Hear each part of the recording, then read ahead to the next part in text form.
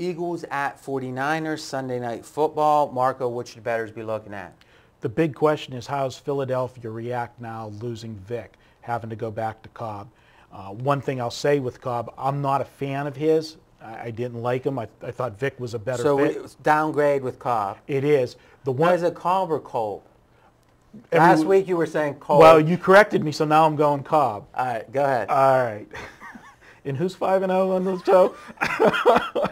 All right. The thing, we're going to use a poker term, though, with Cobb, is he's got a free roll this week because he's the starter by default. You know, he got benched, and then Vic got hurt, and now he's back in. I look at it the opposite. Wow. I look at it as you had your contingent saying, why go with Vic? Though the majority of Philly fans seem to want to go with Vic, there was certainly the contingent that wanted to go with Cobb.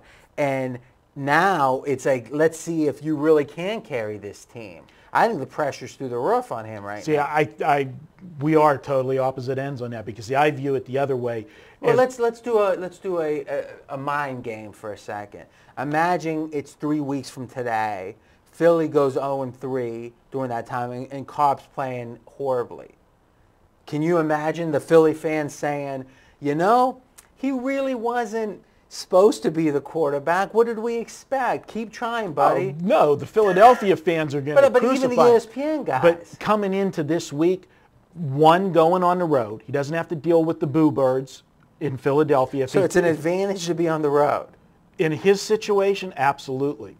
Definitely, because there's more pressure. Booed? I mean, when they were at home and he came in the second quarter, right? Was he booed in that game? He wasn't booed, but if he has a bad game at home and sometimes he's struggling, you can just say you're.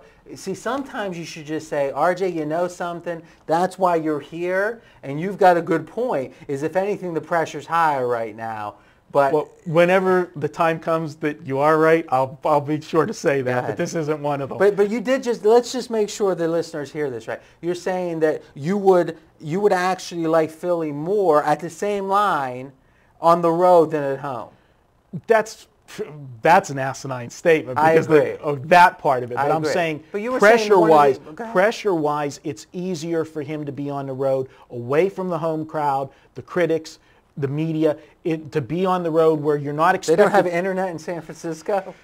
Oh, you're something. See, you're handicapping from the 70s, right? You're like, we're taking a train out. We're taking a train out west. Okay. But here's the thing. Turn off the radio. How many people handicapping from the 70s are still sitting here handicapping? No, I agree. And most of the time I defer to you. It's just hard to imagine you don't think there's high pressure on Cobb. All right, so let's agree to this. If for the listeners out there, whoever thinks there's pressure on Cobb, you're going to handicap that as a slight negative for Philly. If you agree with the 7 people that agree with you are they won't have anything else. So let's move on. So what other factors? So you're not a fan of Cobb, though. I'm not a fan of it, but I think if you set up one situation for him that gives him a chance to have his best game, it's being on the road, away from Philadelphia, the game after. They don't have any other choice. They have to use him. Now he can prove his critics wrong because they had to go back. It is an opportunity for him, but I think if he fails, I mean, let's just close our eyes for a second. A couple games go by, let's say that Vic's out longer than we expect, and you keep hearing different things on that. He plays really poorly. Vic comes back, starts playing decently. Where's Cobb then?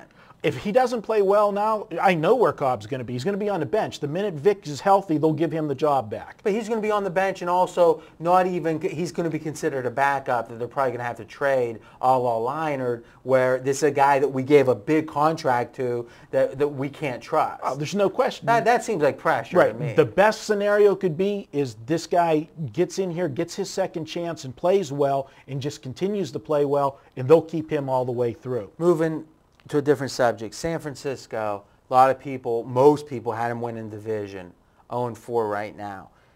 On a scale of 1 to 32, best team, worst team, where's San Francisco in your mind? From where they were at the beginning? No. Are they the 16th best team, the 28th best team? Well, they're definitely in the bottom 10 the way they're playing right now. Bottom 10, so from 22 to 32. All right, that's interesting because right now, amazingly, ESPN, which polls their experts, has San Fran as the 28th worst team in the, or 28th best team, I guess, in the league. So there's only 29, 30, 31, 32. There's only 4 teams worse. I mean, is this an example of an overreaction? Now, the odds makers poll here in Vegas, they actually have San Fran at 21. So they're one of the more underrated teams. You're saying between 22 and 32. So it seems like you're in between. Where would you lean there between 28 and 21? I probably would have them higher than 28, but I wouldn't. I would have them probably in around 25, 26. Typical Marco, right in the middle. Right in the middle, because here's a team that they've had 2 close games. They've had 2 tough games. They played Atlanta, that they led the whole game until the final field goal. They had the New Orleans game they could have won. New Orleans won on a field goal late in that game as time expired. This is a team that's 2 plays away from 2-2. The sad part is the division they're in is so poor. You're pretty psyched that you're screaming. I am. I'm pumped. We're ready. You got me going. Their division is so bad that even at 0-4, they're not out of this division. That's a good point. That's a good point. I'm always concerned when I see coaching upheaval is those coaches do a lot of stuff. When you're firing coordinators, that's usually a really bad sign. So I actually have a projection on this game. I'm going to take the projection. I think this is going to be a really run-heavy game. I think that the San Francisco coach is the type, Samurai Mike as he's called, is the type that is going to go to fundamentals when trouble starts. I think they're going to run. And I think we can't lose sight of something. Coach Reed is not his legacy, but his current standing in Philadelphia is somewhat connected to Cobb. This is a guy that traded McNabb. Mm-hmm. This is a guy that didn't want to start Vic till it was so obvious he had to. He has high motivation to protect Cobb here. And how do you protect someone? A quarterback, you run, and then you go play action. I think both teams are looking to go back to basics, and I'm going to project this game San Francisco 17, Philadelphia 14, with a strong opinion towards the under. Any closing thoughts? I have it basically right on the number, and I have it as a 3 or 4 point game, so I'm going to have no official play here. All right.